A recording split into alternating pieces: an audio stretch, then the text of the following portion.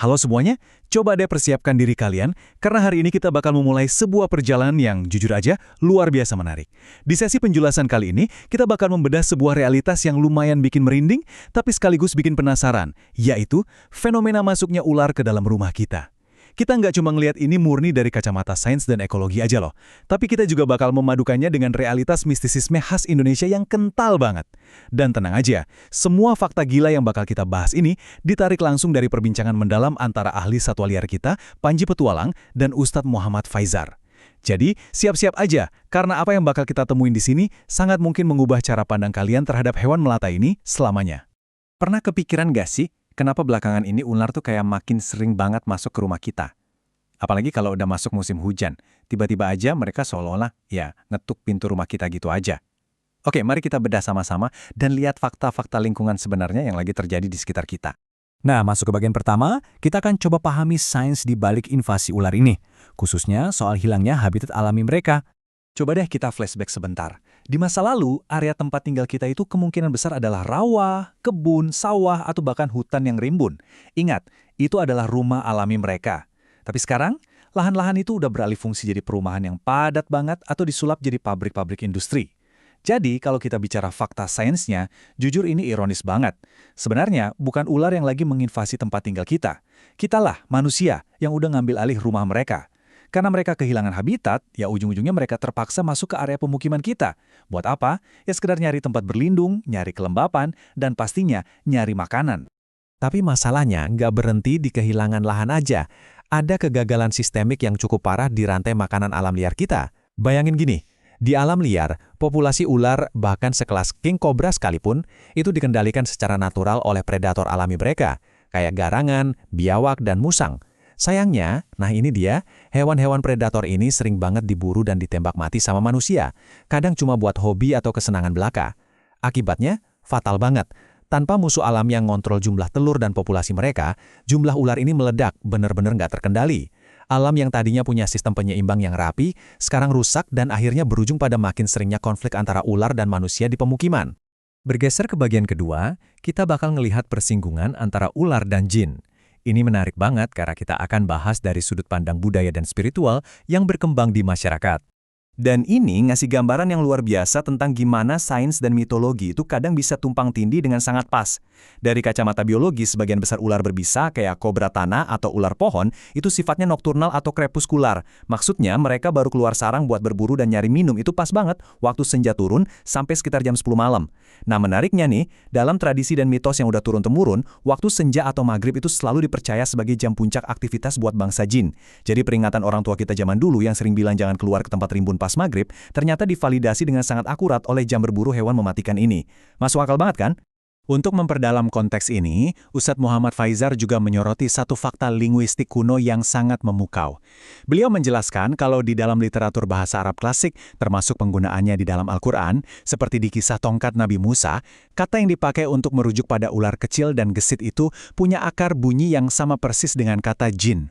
Koneksi bahasa dari zaman purba ini secara nggak langsung kayak ngasih fondasi kuat buat cerita rakyat kita bahwa wujud ular itu emang identik banget sama entitas gaib atau jelmaan makhluk tak kasat mata.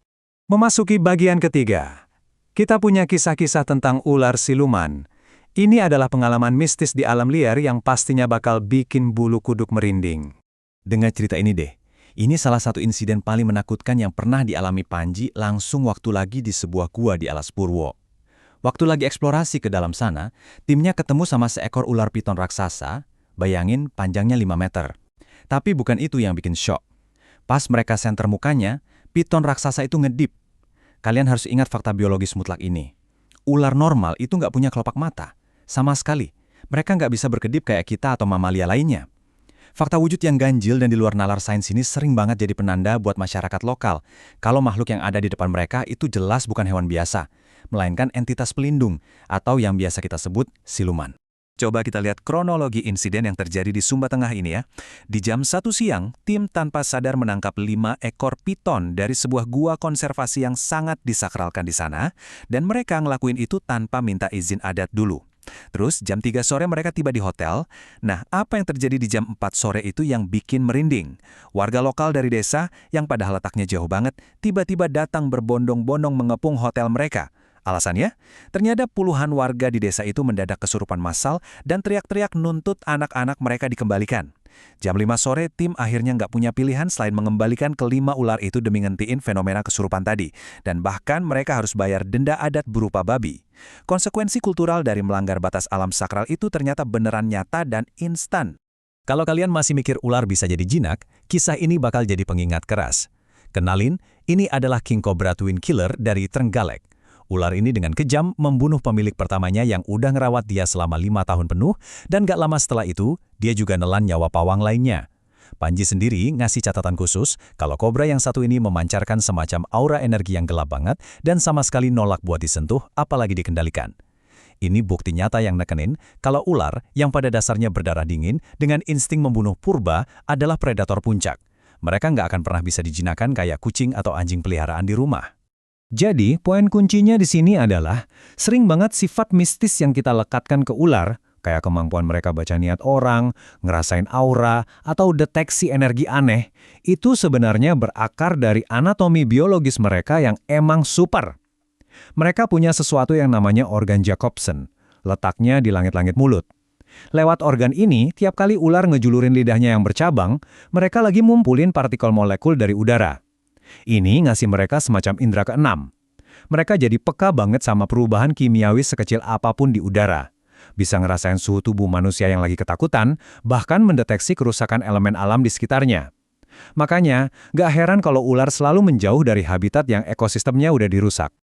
Di bagian keempat, kita beralih ke fakta seputar naga asli Indonesia. Bukti keajaiban satwa endemik di Nusantara kita tercinta. Kalian tahu nggak, Indonesia itu beneran punya naga loh? Contohnya di puncak Gunung Slamet, kita punya Xenodermus javanicus atau ular naga lumpur Jawa, yang sisiknya itu menonjol persis kayak naga di buku-buku legenda. Terus ada juga kadal naga hutan yang punya tanduk dengan wujud yang wow, magis banget. Belum lagi Sylvan Dragon alias kadal air dari Sulawesi, yang wujud aslinya kelihatan persis kayak miniatur dinosaurus air yang lagi berenang. Antusiasme ngelihat satwa-satwa ini bikin kita sadar, sangat besar kemungkinannya kalau keanekaragaman hayati kita yang luar biasa inilah yang dulu banget memicu imajinasi para leluhur Nusantara buat nyiptain legenda naga ratusan tahun lalu. Keren banget kan? Sekarang, mari kita bergeser dan lihat gimana semua ini nyambung ke urusan keselamatan dan keseimbangan alam. Kita akan ngebahas kenapa ular yang udah mati sekalipun itu tetap sangat berbahaya. Gini, kalau amit-amit dalam keadaan kepepet banget, kalian terpaksa ngebunuh ular berbisa demi pertahanan diri, tolong perhatikan realitas biologi yang cukup ngeri ini. Ular itu punya sistem metabolisme yang super lambat. Otot dan sistem saraf pusat yang ada di kepala mereka, itu masih bisa hidup dan bereaksi sampai 24 jam setelah badannya mati atau kepalanya dipenggal. Serius, kepala terputus yang nggak sengaja keinjak, itu masih sanggup ngelakuin gigitan refleks dan nyuntikin racun dosis penuh. Jadi, pas nenek moyang kita ngasih petuah kuno buat ngehancurin kepala ular bahaya sampai hancur supaya dia nggak balas dendam, ternyata itu bukan cuma mitos belaka, teman-teman. Itu adalah instruksi bertahan hidup berbasis biologi yang sangat-sangat rasional. Setelah membedah semua ini, dari kacaunya sistem rantai makanan yang maksa predator liar masuk ke ruang keluarga kita, sampai pesona misterius antara spiritualitas budaya dan anatomi ular yang bikin merinding, satu hal jadi sangat transparan. Mau dilihat dari lensa sains ataupun dari sudut pandang mistis, merusak habitat mereka dan menjadikan mereka musuh, itu ujung-ujungnya justru ngancam nyawa kita sendiri sebagai manusia. Jadi, sebelum kita berpisah, saya pengen ninggalin kalian sama satu pertanyaan ini. Mungkinkah satu-satunya jalan keluar yang kita punya dari teror invasi satwa liar ini adalah dengan kembali menghargai batasan-batasan alam dan ngebiarin para penjaga ekosistem ini hidup tenang di rumah aslinya? Pikirkan itu.